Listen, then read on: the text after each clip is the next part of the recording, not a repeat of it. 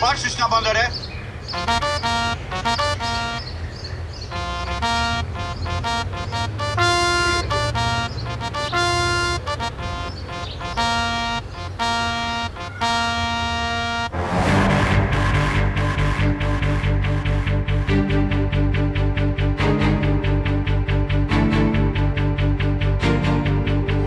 The destroyer moored in the Polish city of Gdynia is not just another museum ship. Błyskawica is an honored veteran of World War II and a true hero.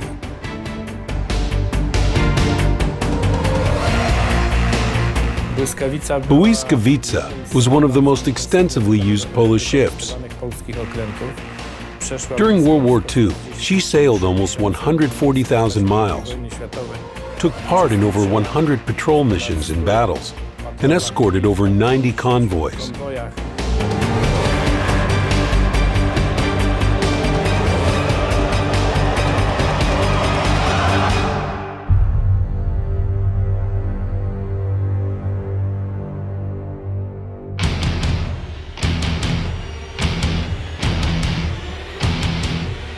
In 1918, after the end of World War I, Poland was reconstituted as an independent state, and since the country received a sea border, it needed its own fleet.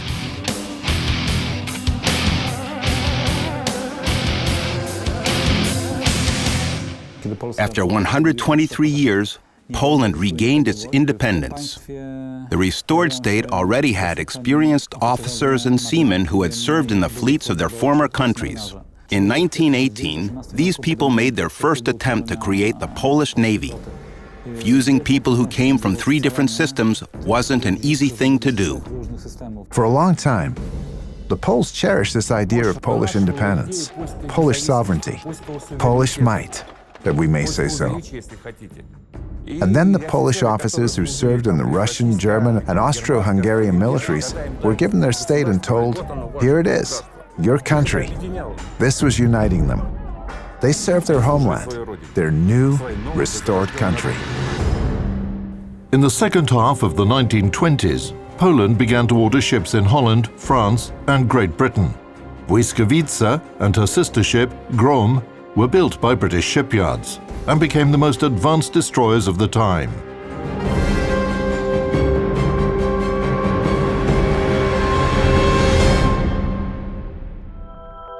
Specifications of destroyer Błyskawica: length 114 meters, beam more than 11 meters, draft more than 3 meters, standard displacement 2,144 tons.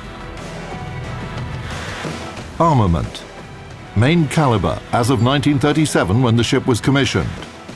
7 120mm Bofors 34-36 guns.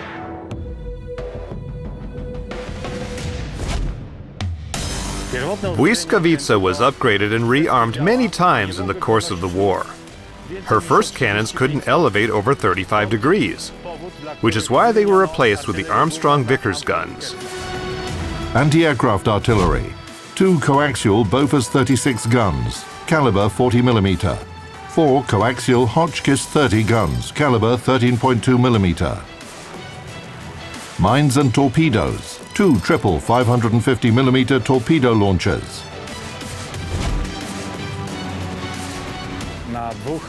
On amidship platforms, Błyskawica had 2 550mm torpedo launchers, manufactured by the British company Thornycroft. Then she received the Russian-made 533mm torpedo tubes, which you can see here now.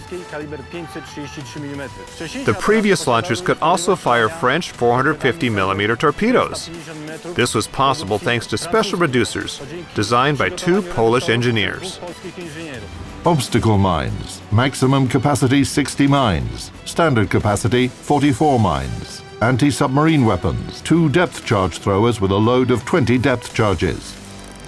Maximum speed about 40 knots. Main power plant: 2 Parsons geared steam turbines, 3 Admiralty boilers. Power 54,000 horsepower. Błyskawica had such an impressive speed thanks to the innovative solutions implemented in her engine and boiler rooms. 2 boilers were installed in one waterproof compartment, and the third boiler was in another room. The boiler rooms had an inline arrangement, which allowed gases to be removed via a single tube. We are now entering the boiler room. The temperature inside the boiler reached 2,000 degrees. Exhaust gases were removed through the tubes above us. Water was heated there and turned into steam. Cruising range, 2,000 nautical miles at 15 knots.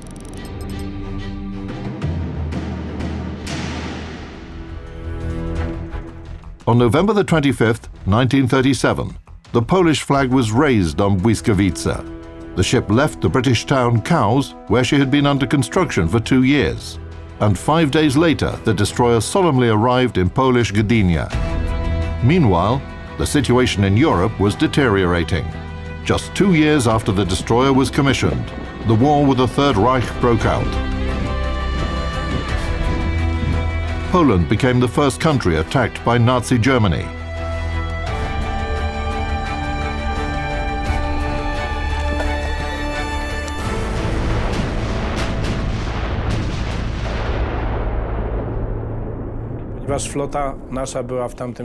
Since our fleet was just a few ships strong, the Polish command decided that the most advanced of them were to leave Poland and join the British Navy in order to fight for independence side by side with the Allies. These ships arrived in British port Leith on September 1st, the day when Germany attacked Westerplatte and began its invasion of Poland.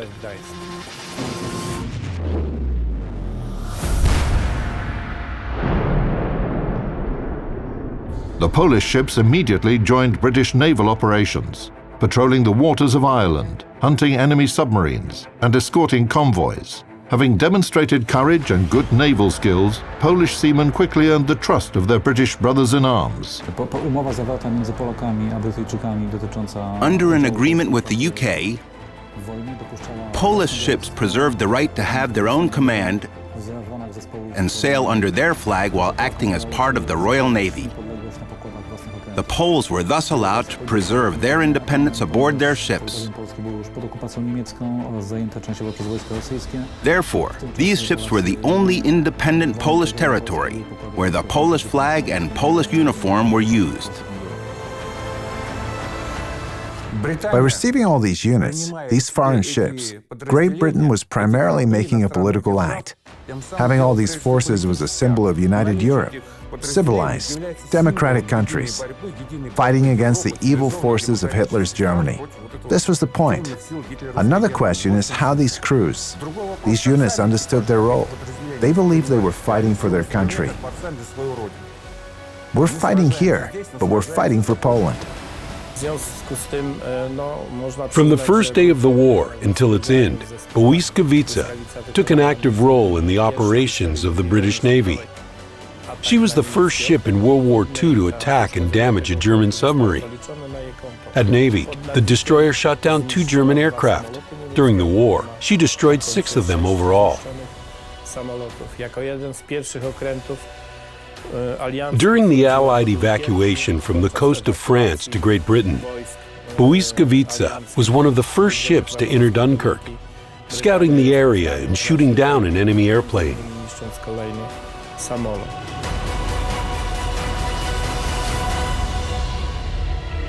After 3 years of war, Błyskawica arrived in the British town of Cowes for another refit, and this time, fortune gave the destroyer a chance to defend the place where she was born.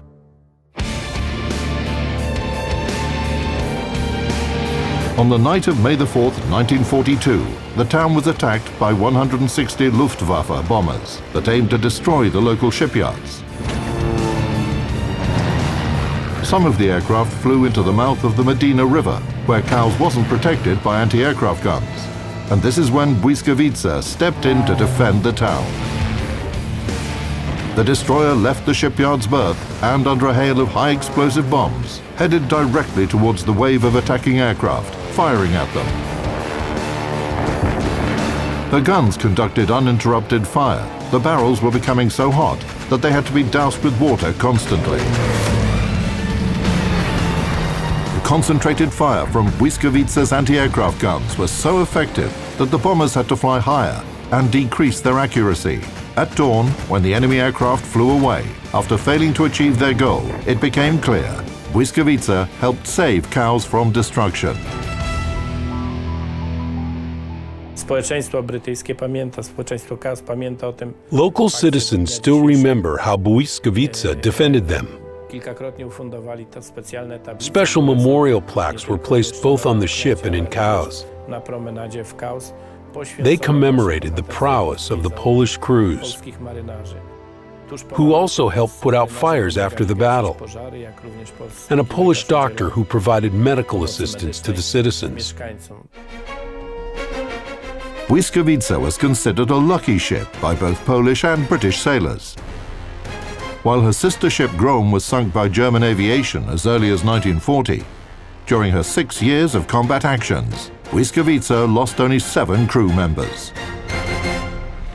The funny thing is that the larger the ship, the fewer tasks she has. The smaller the ship, the more missions she performs. If we look at the destroyer type, right off the bat you can name such tasks as anti-submarine warfare, air defense, artillery support of landing operations, artillery support of ground operations, and most importantly, reconnaissance missions. That's why destroyers of all nations, including British and Polish destroyers, were always on the cutting edge of an attack. They were the first to enter a fight and the last to leave a battle. Błyskawica carried out her combat missions in various regions, from the subtropics of the Mediterranean Sea to the cold of the Arctic, the Irish Sea, and the North Sea. The destroyer took part in the Allied landings in North Africa and Normandy.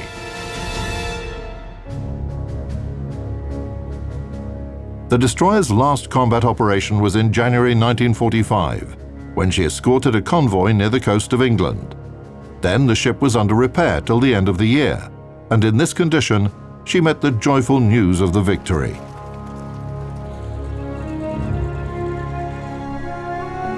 Meanwhile, the geopolitical situation in Europe had changed completely. The Polish People's Republic emerged and was recognized by other nations, including the United Kingdom. In 1947, Błyskawica was to return home. Sailors wondered whether they should return to the country, which was very different from the homeland they had left in 1939. Most of the sailors had already dealt with Soviet authorities after 1940. Some of them had been sent to Siberia before, but under an agreement between the Polish government in exile and the USSR, they could go to Great Britain and join the Polish Navy. The people who had been arrested and exiled didn't want to return to the country they were afraid of. A number of Polish officers, non-commissioned officers, and seamen decided to return home. But since it was the Stalin era, most of them were removed from their positions. Several officers were even sentenced to death.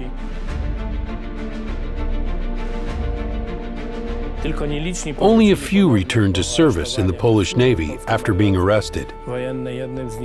Among them was Commander Romanowski, the captain of Błyskawica, who brought the destroyer from Great Britain to Poland.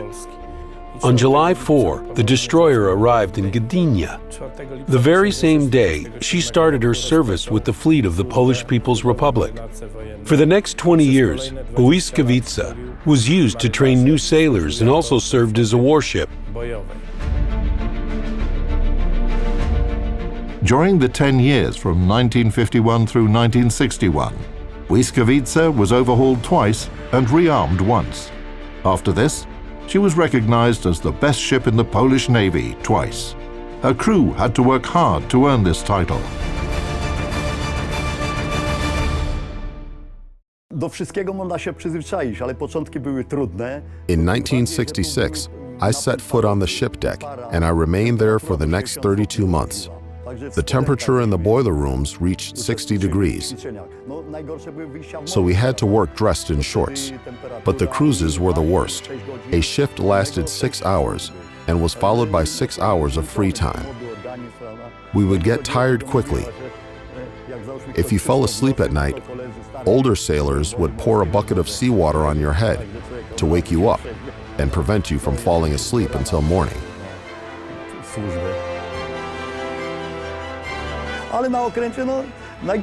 The worst thing was cleaning the ship after returning from a cruise.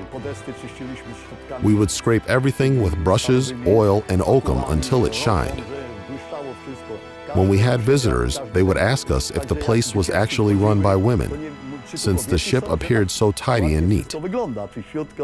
But no ship can last forever, and one day luck left Błyskawica. On August the 9th, 1967, the destroyer was out on an exercise when an accident occurred in one of her boiler rooms. A high-pressure steam pipe ruptured, which took the lives of 7 crew members. O godzinie 9:07 był wybuch. Ja przebywałem na pomieszczeniu. At 9:07 a.m., an explosion occurred.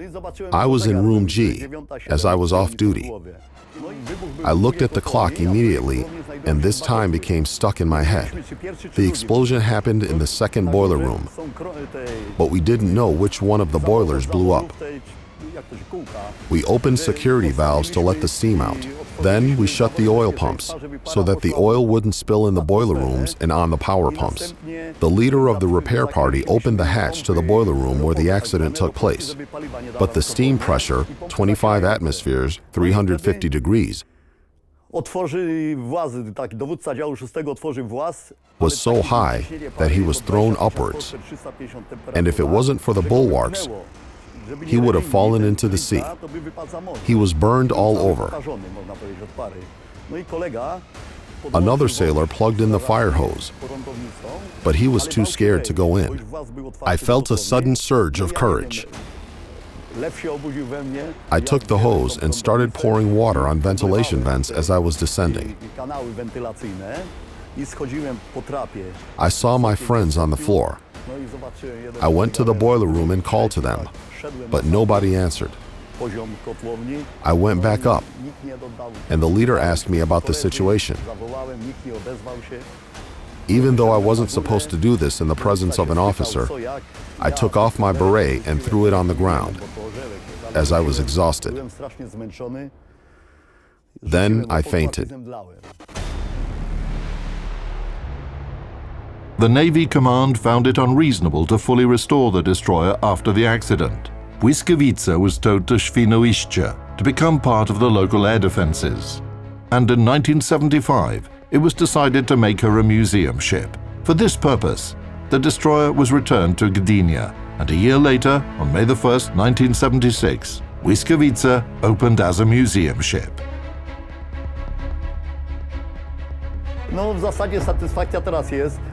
We're very happy that this ship exists and is well maintained to this day.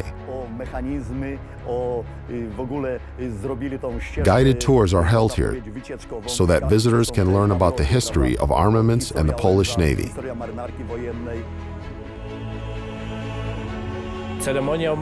Every single day, we conduct the flag-raising ceremony, welcome VIPs, and perform other duties. There are always people watching us from the promenade.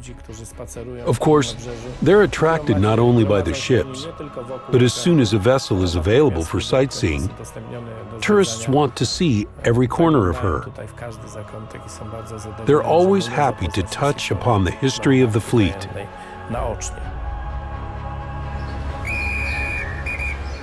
Bandera Maranki, panie, spójrzcie.